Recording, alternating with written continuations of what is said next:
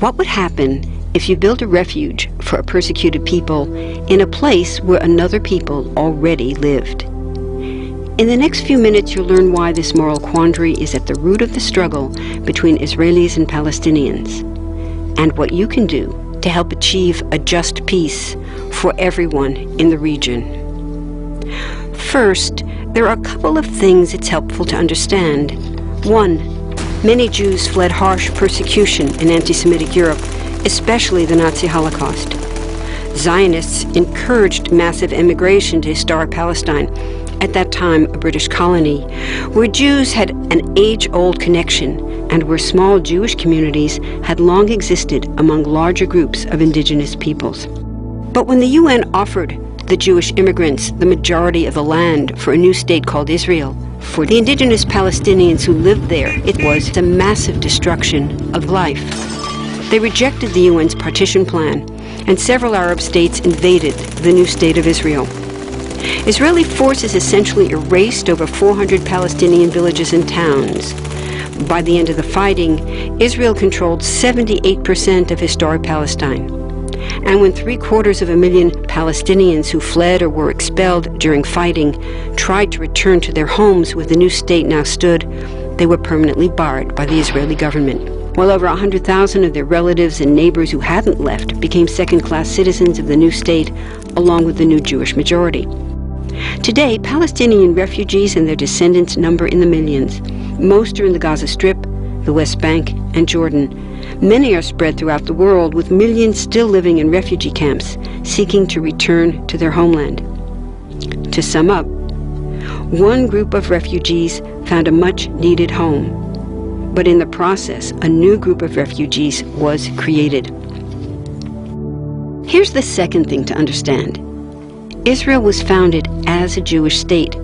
But now ask yourself, what exactly does that mean? People had lots of ideas about what a Jewish state should look like. Some called for equality for all citizens.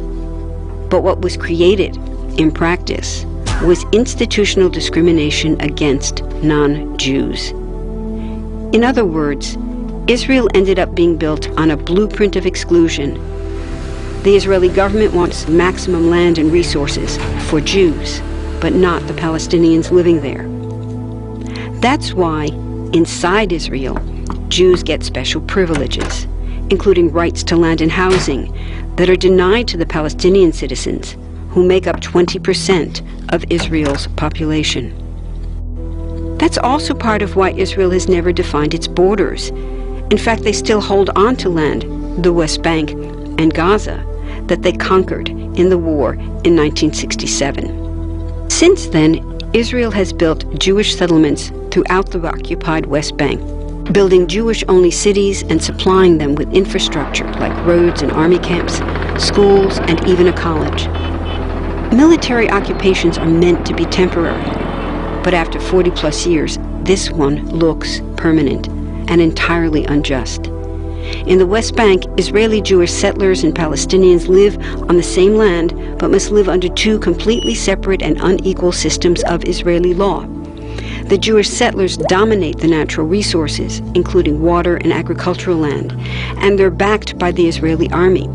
To maintain the occupation, Israel has demolished thousands of Palestinian homes and orchards, confiscated Palestinian land, bombed a captive civilian population in Gaza, and punished resistance with raids, arrests, and assassinations, all to gain maximum land while making life so difficult for Palestinians that they will either leave or be too afraid to resist. Palestinians have fought back. For decades, they tried to achieve national liberation through armed struggle. Some groups still do, but the majority now support popular protest instead. The deeply harmful pattern of control, repression, and violence profoundly harms Palestinians living under occupation and Israelis living as occupiers. This must be broken to reach a peaceful and secure future for both peoples. Now that you understand the problem, what about the solution? What about peace talks? So far, over 2 decades of U.S.-backed peace talks have actually made things worse by helping Israel continue the occupation. It's been years of talking while Israel massively expanded the Jewish settlements and literally redrew the map. Peace talks are good if they're real, but not when they're theater to cover a land grab. So now what? The current world superpower, the United States, has been a terrible friend, enabling Israel's destructive and self-destructive expansion onto Palestinian land by funding the Israeli military, the biggest recipient of U.S. foreign aid in the world. But there's another superpower that can make the difference: you. There's a movement with hundreds of thousands of people just like you across the world, including Palestinians and Israelis, protesting, educating, divesting, and boycotting, all to bring nonviolent international pressure on Israel to stop violating human rights of Palestinians. Throughout history, where governments have failed to push for justice, people just like you, like us, have taken the lead and won. Now it's the Palestinians' turn for freedom and justice. We can pressure Israel to end the occupation and the discrimination.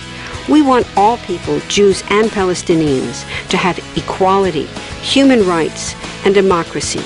We can change history. Join us.